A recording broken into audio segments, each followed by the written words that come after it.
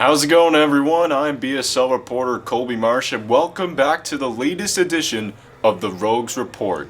This time I'm joined with Myles Roper of the Newfoundland Rogues. Myles, you've had a little bit of a time to adjust to the Newfoundland Rogues organization and play style. How has your gameplay and play style benefited from the time here in the province? Well, I think first and foremost I got better as not just as a player but as a person. I'm learning new people. I'm learning how to play with different types of play styles and things like that. So it's definitely been a big adjustment for me. But for the most part, I think just the way that I think the game has improved since I've been here. Reese being our coach, he's seen a lot of basketball and he's trying to help us be better and improve in a lot of areas. So I think just learning, just being a sponge to different things has helped me, has been beneficial for me. You spoke on Coach Reese Gaines, former NBA player, brings a lot of basketball knowledge to the table. What has been your favorite thing about playing under Coach Gaines this season?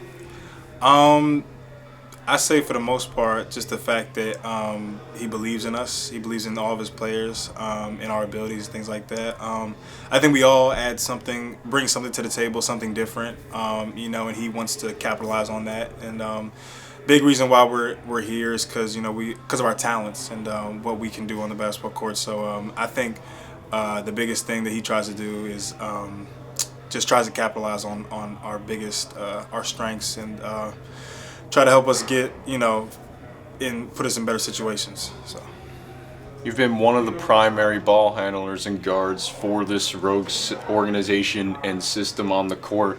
For people that may not have seen the Rogues so much this season, what is your biggest strength on the court that you think stars out in a game compared to your other skills? I think biggest thing for me, my biggest thing is IQ. I think I have a really good feel for the game. I'm always trying to put people in great situations to score. I can score, but that's not how I can take over a game. I feel like I can dictate games by passing, rebounding, playing defense, doing different things. But just having an overall feel for the game, knowing where the ball should go if somebody's hot. And things like that, but I just think for the most part my IQ is what separates me from other players. Well, we've seen where you are now in the terms of professional basketball, but getting back to where it all started, who was one person that brought your basketball knowledge together, introduced you to the sport, and overall got you into the mindset of wanting to be a pro ball player? Well, I'd say who introduced me to the sport, I honestly say my older brother. We were kind of figuring out basketball at the same time. He's 2 years older than me.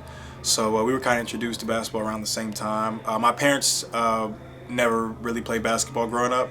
So we kind of learned just off watching people and just going on YouTube, watching different people, watching NBA games, things like that. So we kind of learned at the same pace. So I'd say my brother has been the leader of, not the leader, but he kind of showed me like basketball, introduced it to me at a super young age. So I'd say my older brother. Yeah, you say you went online and watched a bunch of NBA games, a lot of other basketball.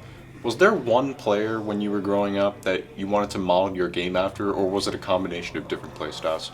I watched a lot of basketball, but I'd say one team, my favorite team growing up, I'd say the 2008 Celtics championship team. That was a really, I thought that was one of the best teams all time. Rajon Rondo was one of my favorite player growing up. I just watched I loved how he, played the game. I think during that time, Kobe was, league MVP, things like that. And people, obviously Kobe is one of the greatest players ever play. He did a lot through scoring. I think Rajon Rondo had the biggest impact, and he wasn't really considered a scorer like that. He just facilitated, rebound, played defense. He did a lot of things to impact the game, and I think a lot of what he does is what I take into the game now. So I'd say Rajon Rondo was definitely my favorite player growing up, for sure. And you spoke about Rondo and Kobe Bryant, both prioritizing the IQ and the mindset of basketball. Bring that into your own career. Has there ever been one motto or quote that anyone has given you that really touched you the most and really kept you at a good mindset throughout your career? One thing I like to tell myself is, I mean, other people might consider it kind of harsh, but I say nobody cares until you win. You know, it's a lot of people. Everybody, I think everybody has a story. Everybody has a struggle. Everybody's went through something. You know, but I'd say nobody. You know, no one's gonna come save you. No one's gonna come. You know, just bring you out of that, you know what I mean, that struggle unless you do it yourself. So I say, you know, like nobody care. I feel like nobody really cares about, you know, the hard times you went through if you don't make something out of it. So I think it encourages me to make something, because I went through a lot of that with this basketball thing, just getting to where I am now. And I just, along the way, I just realized, you know, no one came and saved me. I had to do it my own. So no one's going to come save you. You just got to win. So that's a quote that I model myself after. One last question for you, Miles. Now that you've played a bunch now on the Mary Brown Center court, gotten used to everything that Newfoundland and Labrador has to offer in terms of professional basketball, what has been your favorite thing about the experience of playing pro ball here? The fans, for sure. Last year I played in the TBL, and we probably had about 30 to 40 people show up to the games. And that was kind of humbling at the time, but I really didn't know, you know, what playing in front of a lot of people feels like. But having, you know, 700 to 1,000 people here nightly is amazing. I love the support. I love people, you know, being here for their home team, because they don't understand how much of an impact that they play into, you know, getting the momentum going and things like that. So definitely playing in front of a lot of people has been my favorite part of the Mary Brown Center, for sure. Well, And the voice, is I love him. He's a good dude, and I love him on the mic. So him too. Yeah. well said. Thank you, Myles Roper, for your time here on the Rogues Report.